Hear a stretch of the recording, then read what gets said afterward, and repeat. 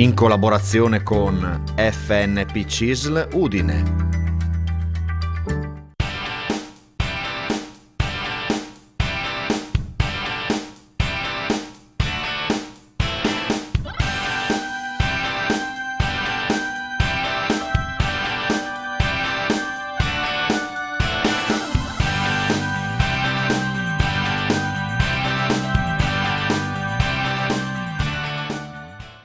Buon pomeriggio, eccoci qua puntuali come ogni mercoledì con lo sportello Pensionati. Gli ospiti di oggi con noi in studio Flavia Blasic, che è coordinatrice donne dell'FNP CISL dell'Udinese, e Angelo Zanello dell'FNP di Codroipo, e fa anche l'agente sociale. Buon pomeriggio. Buon pomeriggio, Buon pomeriggio a tutti e due, grazie per essere qua. Oggi abbiamo tanti argomenti, quindi io direi di cominciare ad approfondire alcune tematiche e poi di dare il via alle telefonate e ai messaggi.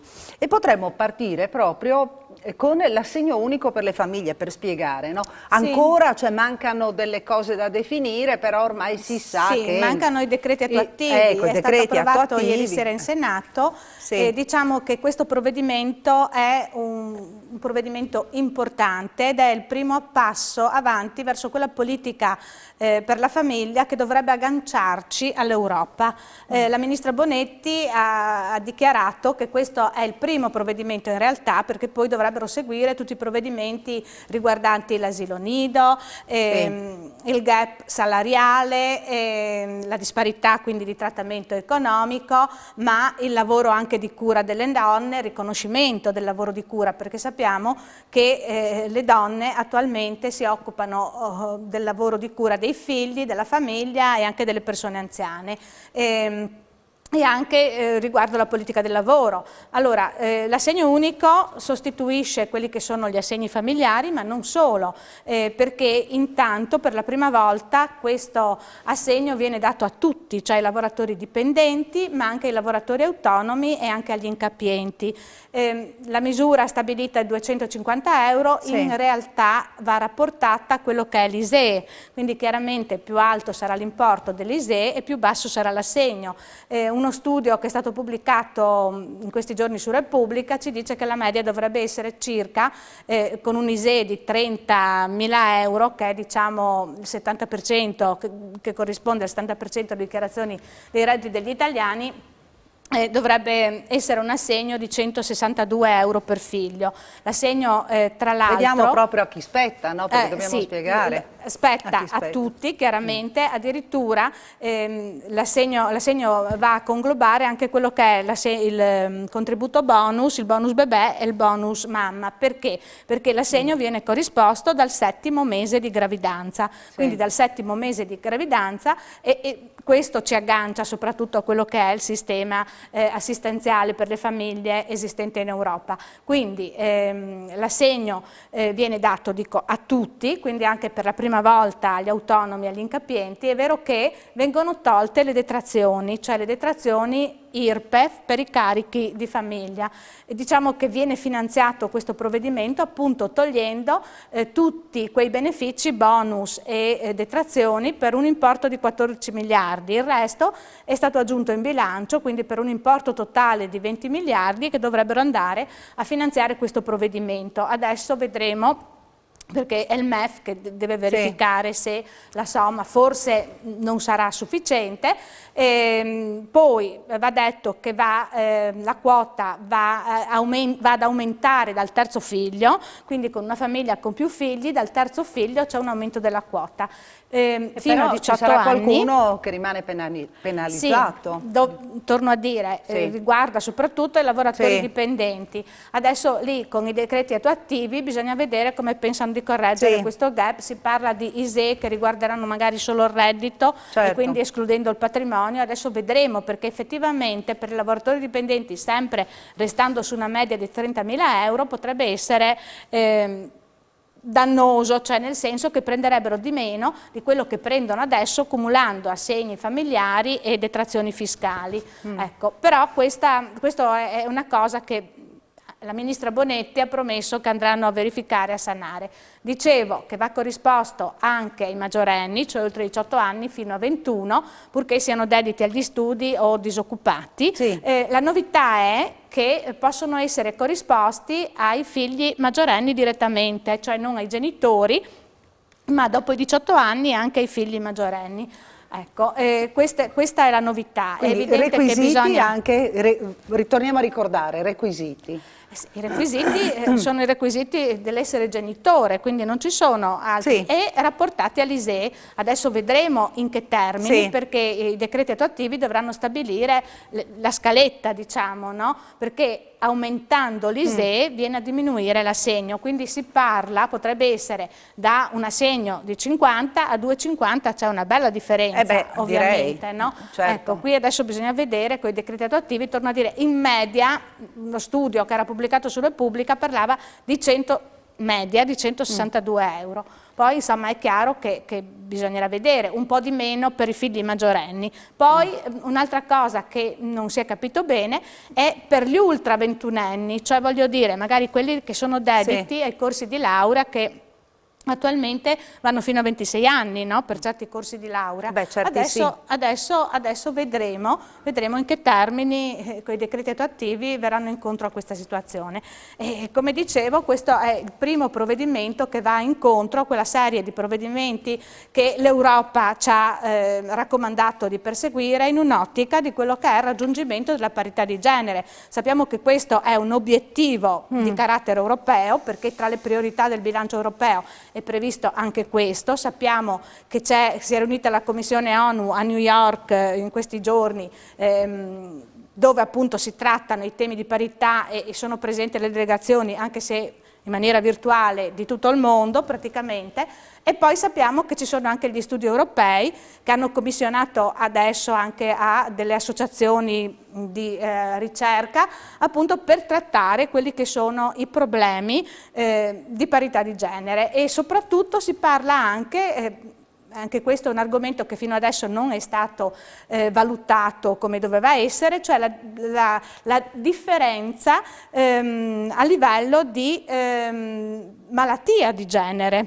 Malattia di genere, perché sappiamo benissimo che, e sappiamo anche, questa è stata la Beatrice Lorenzin, mi pare che in Italia aveva istituito questo progetto, che abbiamo solo noi, ma che l'Europa adesso sta prendendo in considerazione, per studiare appunto la diversità della corrispondenza tra il genere alle malattie, ma non soltanto ai sintomi, ai trattamenti, perché oltre che ad avere sintomi diversi tra uomo e donna, sono diverse anche la rispondenza a quelli che sono i farmaci. Abbiamo visto anche adesso in questo periodo con il Covid che cosa è successo. Inizialmente abbiamo visto che c'è stata una mortalità quasi doppia fra gli uomini, poi abbiamo visto che con le morti nelle case di riposo si è riequilibrata un po' la situazione, perché nelle case di riposo sappiamo che le degenti erano per lo più donne. Sappiamo che le donne vivono 5 anni di più, ma sappiamo anche che vivono in condizioni di malattia cronica e quindi in situazioni precarie, sono spesso non autosufficienti, e tutte queste cose insomma, no? E quindi questo è il primo passo. Volevo dire che come coordinamento adesso stiamo lavorando su un progetto appunto sulla malattia di genere, che vorremmo portare avanti appunto perché è una cosa molto importante e che va considerata. Ecco, tra l'altro è arrivata anche la fase finale, o perlomeno si sta parlando anche del riconoscimento della non autosufficienza, no? Sì, e lì praticamente c'è stata la richiesta, ulteriore richiesta da parte di tutti i sindacati per una legge quadro che affronti il tema della non autosufficienza, perché noi sappiamo che adesso in Italia non esiste una legge, non esiste una legge sulla non autosufficienza, e quindi viene delegato al sistema sanitario il trattamento di questa fascia precaria unitaria della popolazione e fino adesso abbiamo visto che purtroppo la situazione non è stata certo delle migliori. Infatti abbiamo visto anche con la mortalità nelle case di riposo una mortalità molto alta per non doverne trarre le dovute conseguenze e finalmente, tra l'altro, anche qui bisogna dire che in Europa sono molto più avanti perché loro hanno affrontato la situazione prima di noi e hanno dato delle risposte migliori. Qua, in Europa in alcuni casi sono più avanti, ma in altri sono anche un po' più però indietro. riguardo al trattamento della non autosufficienza, effettivamente noi siamo molto carenti perché attualmente sappiamo benissimo che la situazione è stata trattata o in strutture e abbiamo visto col Covid, abbiamo visto le condizioni, per cui dobbiamo ammettere che l'istituzionalizzazione della vita non è una cosa buona, perché purtroppo queste strutture sono state istituite con un sistema tipicamente industriale, volte soprattutto al profitto e questo ha fatto sì chiaramente che il trattamento non è stato dei migliori, che il personale addetto non è tra il più qualificato, è sottopagato e tutte queste cose e hanno portato alla situazione attuale.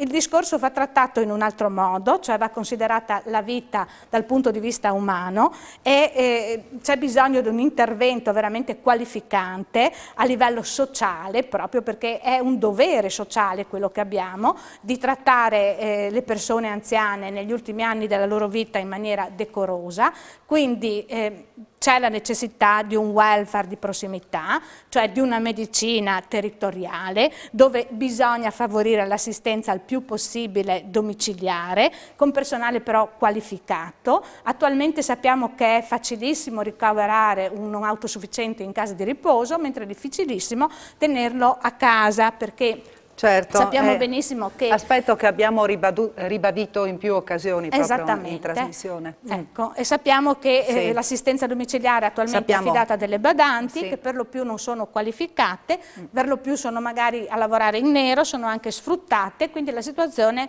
non è per niente buona, mentre invece un'arma a doppio taglio, no? Ecco, perché è un'arma a doppio taglio, sia per chi è assistito sia per chi assiste. Ecco, quindi è doveroso, è stato chiesto proprio al Ministro Orlando di calendarizzare proprio un tavolo di trattativa perché bisogna arrivare ad una legge quadro che riguardi la fine vita, gli ultimi anni di vita di una parte della popolazione che nel 2050 sarà comunque in maggioranza, perché dobbiamo prevedere che nel 2050, infatti quando parliamo anche di New Generation, dobbiamo dire che la New Generation sarà composta per più della metà da persone anziane, quindi accanto agli asili, accanto all'università, accanto alla ricerca, accanto al lavoro, accanto a tutte le prospettive, bisogna pensare anche a come provvedere all'assistenza delle persone anziane, soprattutto dei non autosufficienti, perché se no non ne veniamo fuori e dobbiamo anche pensare a come affrontare con ammortizzatori sociali la disparità proprio di differenza fra la popolazione diciamo così non attiva che sarà superiore alla popolazione attiva. Ci facciamo una piccola pausa, vi ricordo che potete telefonare 0432 573517 oppure inviare sms al 393 186 1551. Piccola pausa, almeno per noi qui in studio, ci vediamo fra poco, rimanete con noi.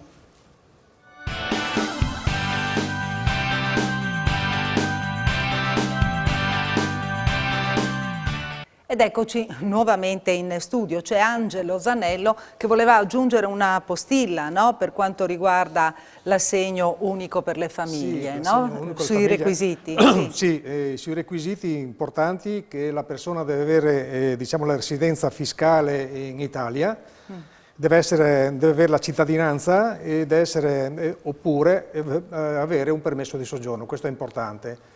Questo che la mia collega Flavia diciamo, non ha ribadito è che ci ha riferito anche il CAF di affrettarsi per fare diciamo, l'ISEE subito in modo di essere pronti poi per la ripartenza quando questo l'assegno unico partirà, che molto probabilmente partirà in luglio, se non il primo nel mese di luglio, immaginiamo.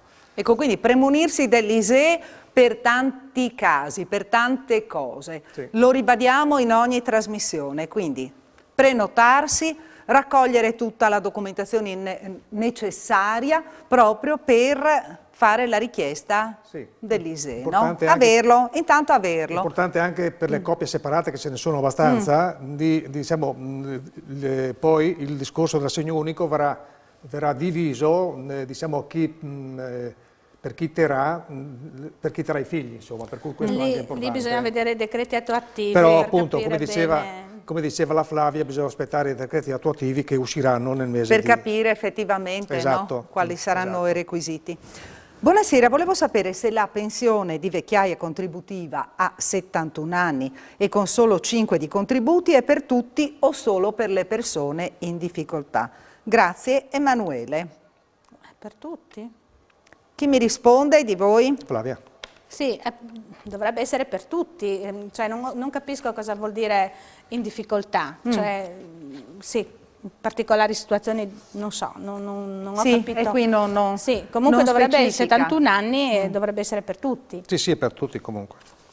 In pensione dal 93 prendo metà causa aumento del costo della vita. Cosa si aspetta per rivalutare e portarci ai pari che vanno in pensione ora? Sì. Anche questa è una problematica. Sì, è un problema che il sindacato, tutti e tre i sindacati e anche il sindacato stanno affrontando adesso.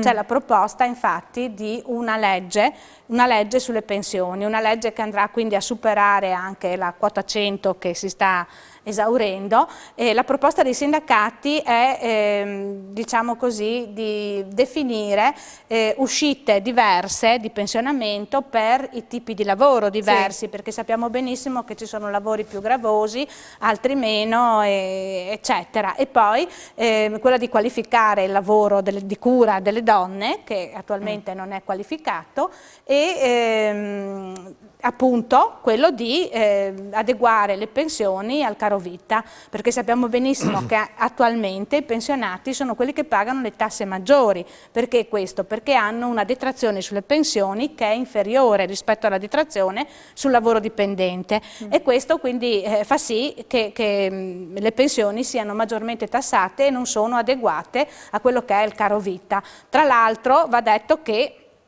questo l'hanno anche già annunciato, lo ha annunciato Draghi, ma vedremo, speriamo di non rimanere delusi, bisogna provvedere ad una riforma fiscale, quindi siamo in attesa anche dei eventuali benefici che la riforma fiscale apporterebbe anche sulle pensioni, ma soprattutto si tratta di adeguarle a quello che è il caro vita.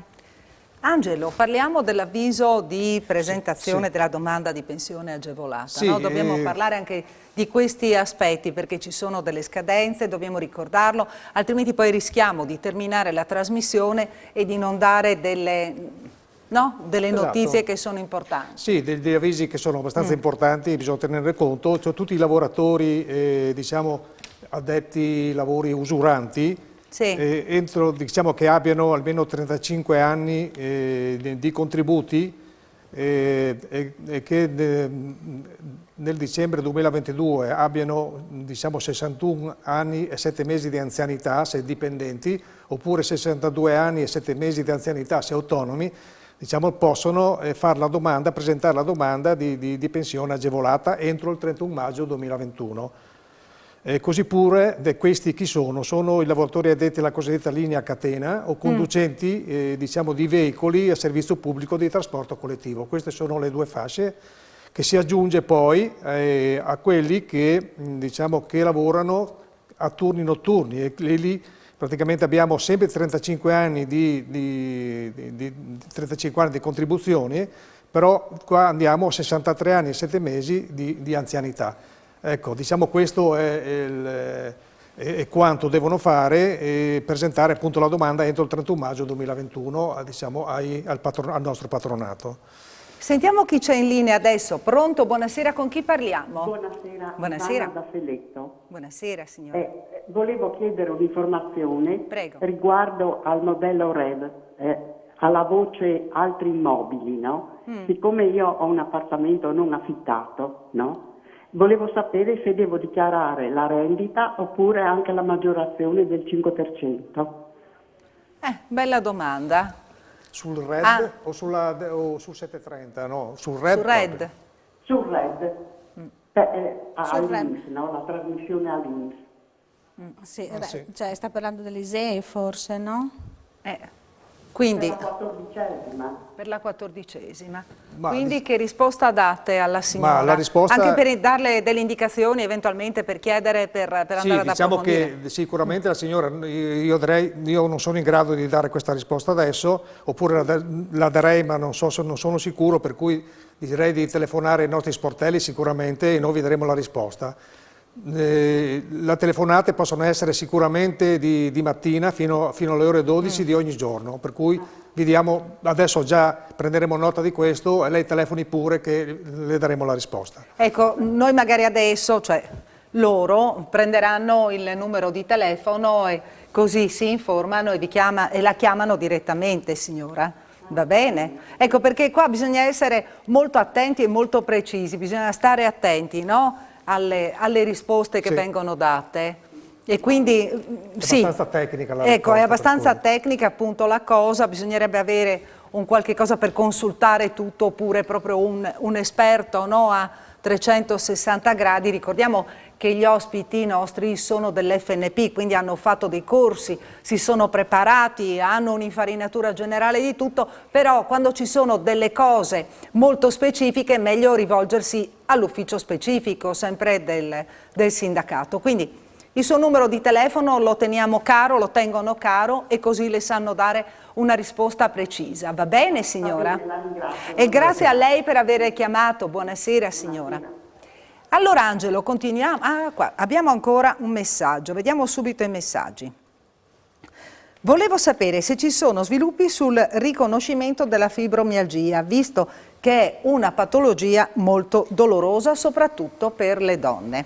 E qui allora tiriamo in ballo Flavia. Hai notizie in merito, Flavia? No, stiamo parlando sempre di medicina di genere. Questa è qui. Comunque fibromialgia. Sì. Ecco, no, per adesso specifici provvedimenti non ci sono. È chiaramente una malattia invalidante, ormai riconosciuta, però ancora riguardo alla medicina di genere non abbiamo una legislazione in materia. Ecco, questa quindi è una malattia. Ed è quello per cui vi state battendo, no? Proprio per avere una differenziazione. È ancora una malattia come tante altre, perché purtroppo vengono riconosciute sia per uomini che per donne, mentre invece noi ci stiamo battendo appunto per una differenziazione, perché ci sono malattie tipicamente maschili, tipicamente femminili.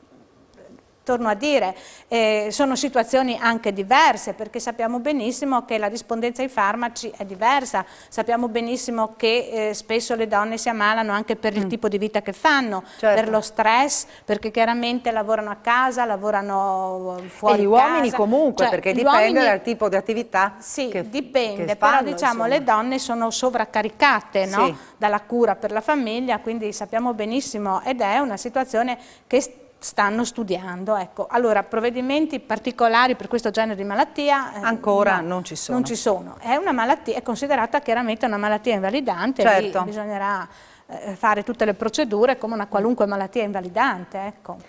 Angelo, parliamo del rifinanziamento del reddito di cittadinanza. Diciamo una misura molto importante. Chiedo scusa Angelo, possiamo parlarne fra un attimo. Sentiamo chi c'è in linea adesso. Pronto? Buonasera, con chi parliamo? Sono Nidia Dorio.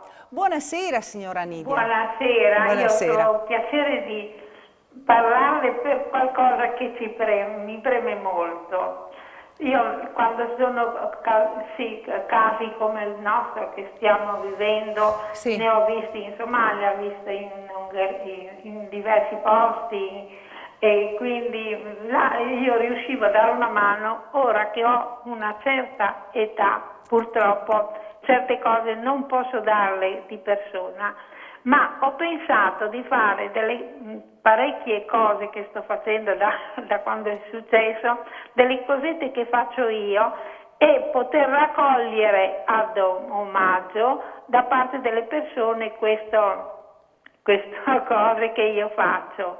Io ne ho già parlato con il sindaco e anche con Il sindaco di Codroipo, dico no, bene? Questa volta San Daniele. Ah, il sindaco di San Daniele, sì. San Daniele ha accompagnato anche una consigliera, e loro mi hanno detto appena sarà la giornata senza il rosso, cercheremo di organizzare una cosa un po' in grande, perché io sto lavorando veramente tanto, no? Certo. Un certo numero di cose, già un 300, faccia conto.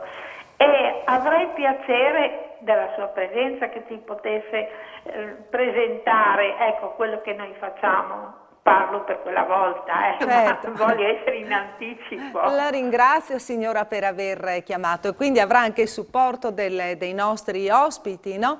Sì, che avranno modo di poter vedere quello che lei sta facendo da tempo. Ecco, mi farebbe piacere che uno di voi, qualsiasi esso sia, venisse a vedere cosa sto facendo. E dove possiamo venire a vedere, signora? A casa mia. A casa sua, a Codroipo. E Angelo è proprio di Codroipo? Sì. Ah, benissimo. Allora, lei ci lascia il numero di telefono, sì, Angelo certo. la contatta. Sì. Angelo la contatta. Sì. Io tra l'altro ho riconosciuto che la signora Nidia Dorio è stata per anni presidente dell'Andos di Codroipo, vero? Sì, certo. Io sono un'infermiera della Croce Rossa, certo. Per cui ho fatto le mie uscite del Libano, della Somalia, certo. dell'Algeria. E quindi quella volta avevo un'età inferiore, quindi potevo farlo. Quindi poteva farlo. E adesso si spende comunque per gli altri. Vorrei fare qualcosa per qualcuno che non ha possibilità, non Va bene. molto, ma io mi auguro di raccogliere parecchio. Va bene. Da poter fare. Signora Nidia, poi raccogliamo il suo numero di telefono. Grazie, certo. Grazie per aver chiamato. Grazie. Grazie, buonasera. E noi ci facciamo una piccola pausa per la pubblicità, rimanete con noi.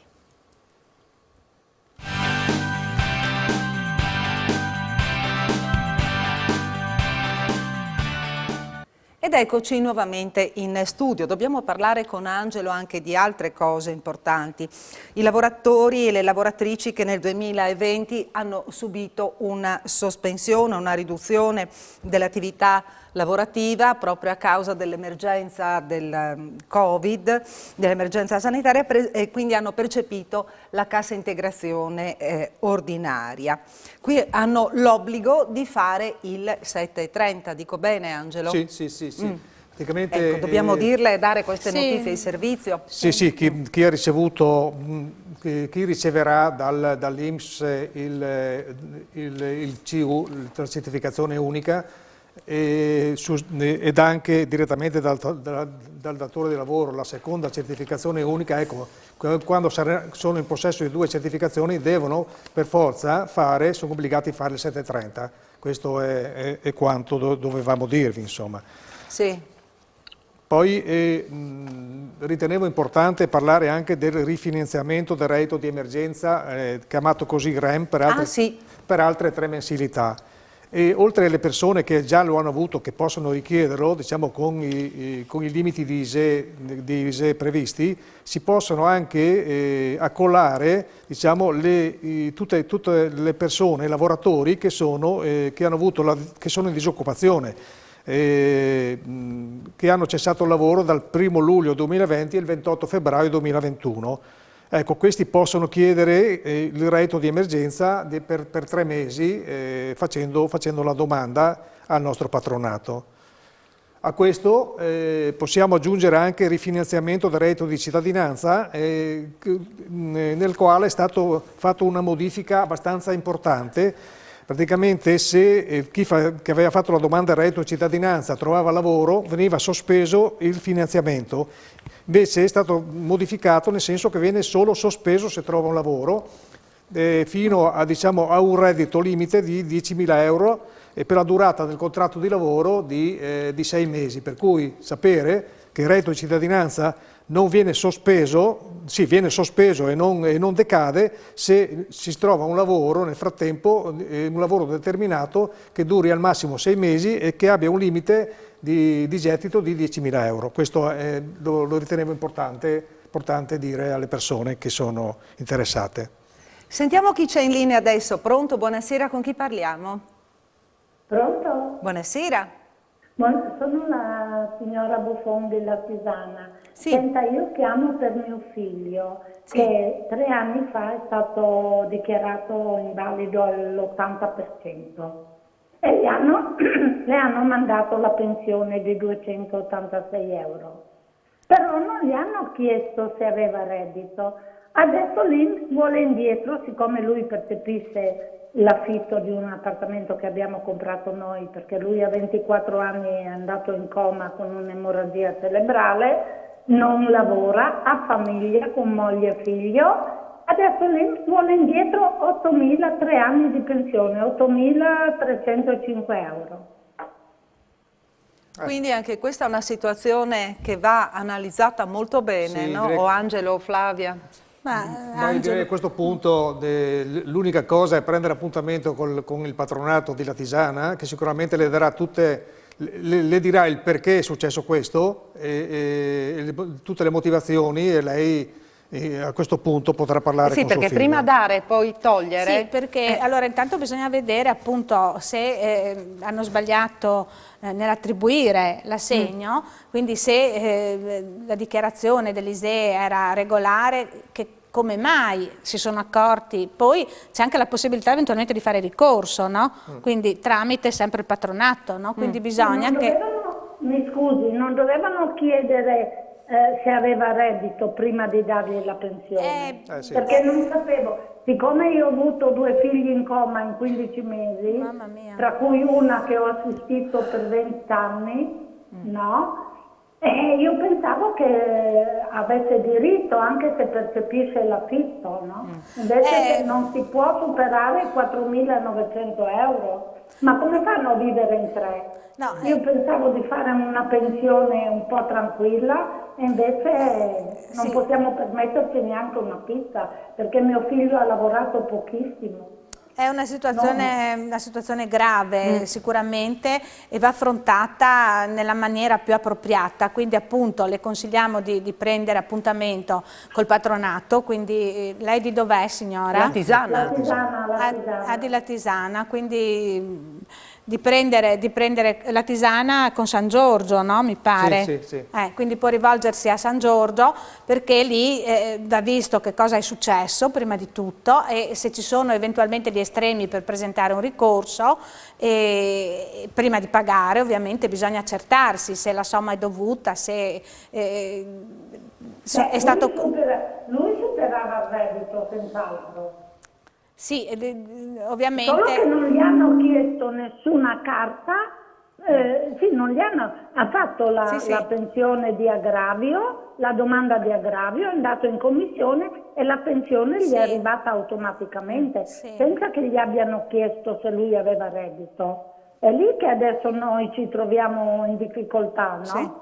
Sì, comunque torno a dire, siccome è un argomento abbastanza difficile e gravoso soprattutto per voi, quindi lì bisogna parlare con delle persone che sono competenti, soprattutto lì bisogna valutare che cosa è successo, se ci sono gli estremi per poter presentare un ricorso prima di pagare, e se lei, torno a dire, si rivolge a San Giorgio sicuramente sapranno indirizzarla. No, ma anche la Tisana. Ma anche alla C'è Tisana. un ufficio anche alla Tisana. C'è anche la Tisana. C'è anche lo sportello alla Tisana sì. o a San Giorgio, dopodiché le daranno le indicazioni per ma non potete un anche voi col patronato. Scusatemi, non potete farvi dare il numero e vi mettete in contatto? Possiamo anche se lascia il numero. Lascia il numero in regia e loro raccolgono appunto il suo numero di telefono e vedono come fare per mettersi in contatto con lei, perché la signora adesso, diciamo, la signora, diciamo, c'è anche una certa premura, perché chiaramente quando una persona si trova a dover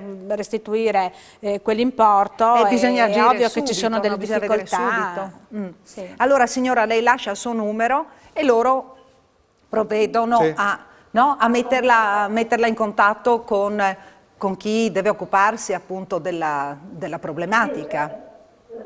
Va bene, io lascio il mio numero, va bene. Sì, lo lascio. Se ne incenda, perché se no vado al patronato dove mi fanno la 7:30 praticamente. Deve andare al CAF. Quello è il CAF, signora, invece bisogna fare attraverso il patronato. Va bene, va bene. Comunque adesso in regia le chiederanno il numero e così loro se lo portano dietro e si preoccupano di vedere, no? Di contattare la persona giusta. Va bene? Grazie a lei, signora, per aver chiamato. Buonasera a lei.